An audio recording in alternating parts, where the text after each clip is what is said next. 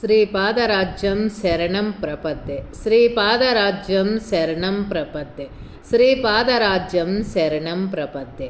శ్రీపాదరాజ్యం శరణం ప్రపద్యే. దిగంబర దిగంబర శ్రీపాద వల్లభ దిగంబర. దిగంబర దిగంబర శ్రీపాద వల్లభ దిగంబర. మనము ఇప్పుడు శ్రీ హనుమంతుల వారిని భూమి మీద అవతరించమని ఆదేశించుట అనే ఒక స్టోరీని మనం చెప్పుకుందాము. కాశీ యందు శ్రీపాదుల నివాసము. ఈ అధ్యాయం ఏమిటి అంటే శ్రీ హనుమంతుల వారిని అంటే హనుమాన్ ఆంజనేయ స్వామిని భూమి మీద అవతరించమని ఆదేశించుట. ఆయన రామ్ రామ్ రామ్ రామ్ అని అసలు గ్యాప్ అనేదే లేకుండా రాముడి గురించి ఆయన తపస్సు చేశాడు. ఆయన పలుకు అనేది రామ్ తప్పంచి మరో పదాన్ని పలికేటోడు కాదు, మౌనం తప్పంచి ఇంకొక మాటను మాట్లాడేటోడు కాదు. అటువంటి అతను 1000 సంవత్సరాలు రామ్ అనే పదంతో ఆయన తపస్సు చేశాడు. రామ్ అనేది అగ్నిబీజం. ఆ అగ్నిబీజము కోట్ల కోట్ల కోట్ల పుణ్యరాశులను తెచ్చిపెట్టింది. ఇప్పుడు ఆయన రాముడు ప్రత్యక్షమైతేనే ఏమడిగినాడు?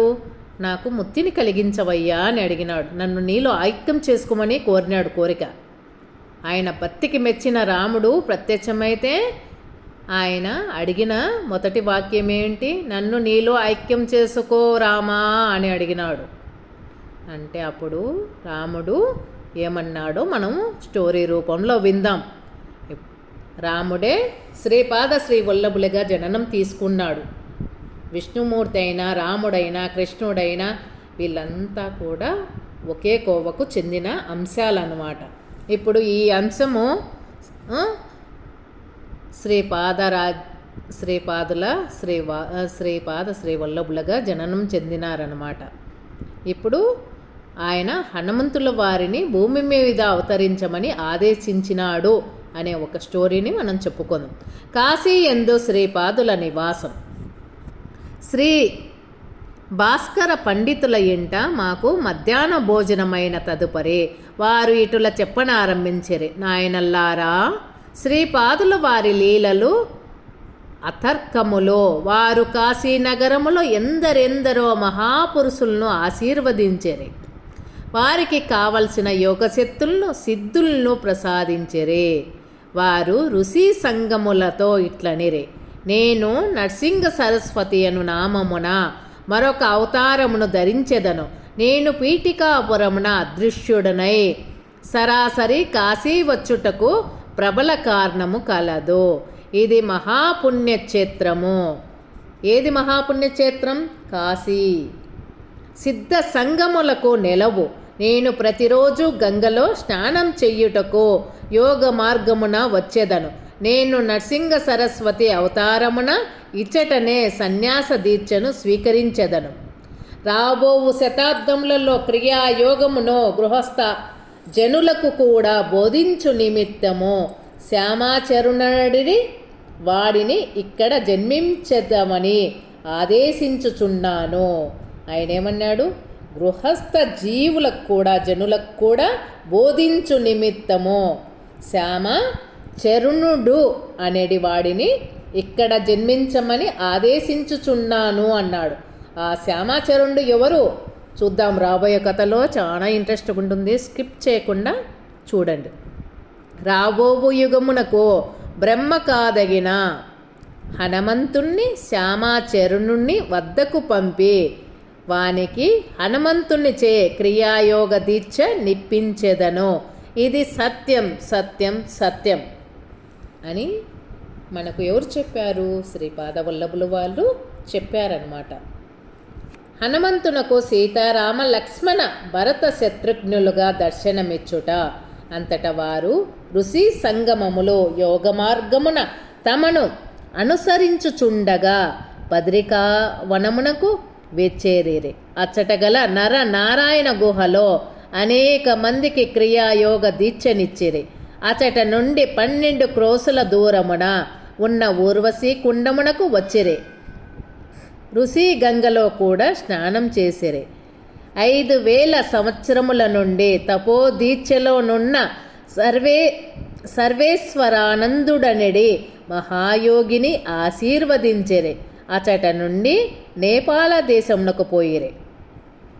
అచట ఒక పర్వతంపై రామనామ ధ్యానమునందున్న హనుమంతుల వారికి సీతారామ లక్ష్మణ భరత శత్రుఘ్న సమేతులుగా దర్శనమిచ్చిరి. హనుమతో నిట్లనిరి, నాయన అగ్నిబీజమైన రామ్ అను దానిని ఎన్ని కోట్ల సార్లు జపించితివో లెక్కనే అందుటలేదు. ఎంతటి స్వల్పకాలమైనను కూడా అంత స్వల్పకాలంలో కూడా రామ్ బీజమును ఉచ్చరించుచుంటివి. నీ లెక్క వ్రాయుటకు చిత్రగుప్తుల వారు తెల్లమొగము వెయ్యుచున్నారు. అనంతమైన మహాశూన్య కాలమున కూడా కోటాను కోట్ల రామనామమును చేయుచున్నావు. అందువలన నీవు కాలాతీతుడవైనావు, కాలాత్మకుడవైనావు. నీ వయస్సు ఎన్ని లక్షల సంవత్సరములని వ్రాయుటకు చిత్రగుప్తునికి తోచుటలేదు. ఈ కలియుగమున ఒక పర్యాయము నీవు అవతారమును ధరించవలెను. ఇంద్రియ ప్రవృత్తులను శాంతింపజేయు సమర్థుడవగుటచే నీవు సాయి నామమున విఖ్యాతుడవో అయ్యదవుగాక. చూసారా ఎంత ధర్మసూత్రము, ఎంతటి అద్భుతమైన కథను చూసినారా. ఇప్పుడు మనము తెలుసుకునేది ఏంటి చెప్పండి? హనుమంతుడే సాయి అను నామమున జనించినాడు.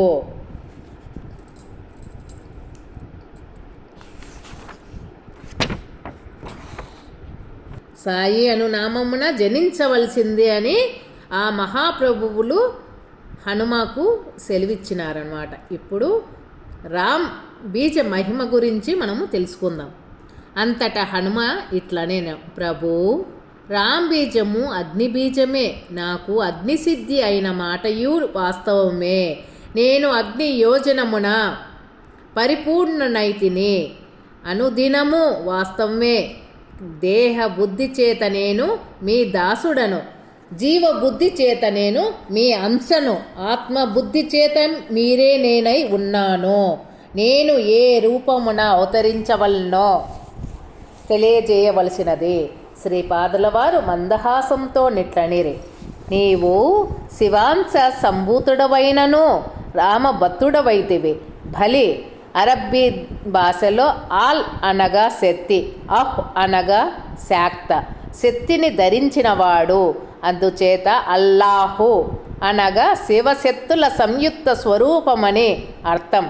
ఇంతకాలము జానకి వల్లభ రూపమున నన్ను ఆరాధించిన నీవు మ్లేచ్ఛ జనులకు అంగీకార యోగ్యమైన శివశక్తి స్వరూపమైన అల్లా నామమును స్మరించుచు నన్ను శివశక్తిగా ఆరాధించుము. అంతటా సాయి ఇట్లనిన, ప్రభు, నాకు భరద్వాజ మహర్షి త్రేతాయుగమున సావిత్రి కాటక చయనమును పీఠికాపురమున చేసెననున్నది తెలియను. ఆనాడిచ్చిన వరము వలన మీరు భరద్వాజ మహర్షి గోత్రమున జన్మించిన విషయము తెలియను. నేను మీ నుండి ఎట్టి పరిస్థితిలోనూ విడిపోయి ఉండదలుచుకోలేదు. మీ గోత్రమే నా గోత్రం కావలెను. నేను మీ బిడ్డను కదా అని అడిగినాడనమాట హనుమంతుడు. చూడండి ఎంత గొప్పటి సందేశము, ఎంత బాగుందో కదా స్టోరీ. ఇప్పుడు శ్రీపాదుల హనుమల సంవాదం.